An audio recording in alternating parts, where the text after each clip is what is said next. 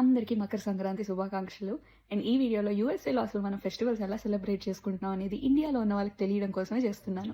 ఎందుకంటే వాళ్ళు ఆల్వేస్ మనం ఇక్కడ ఫుల్ ఏదో ఎంజాయ్ చేస్తున్నాం అనే ఫీలింగ్లో ఉంటారు కదా.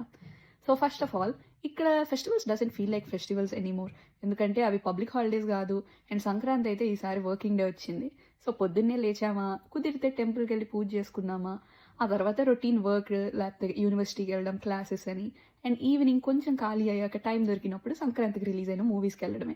సంక్రాంతికి రిలీజ్ అయిన మూవీస్ ఇండియాలో ఎంత ఎంజాయ్ చేస్తారో తెలియదు, కానీ అంతకన్నా ఎక్కువ అయితే కొంచెం యూఎస్ఏలో ఎంజాయ్ చేస్తారు. ఎందుకంటే movies are the only things that feels like near to home. And ఇంకా నాలాంటి మాస్టర్ స్టూడెంట్స్ గురించి అయితే చెప్పనక్కర్లేదు. 5 మూవీస్ రిలీజ్ అయ్యాయి.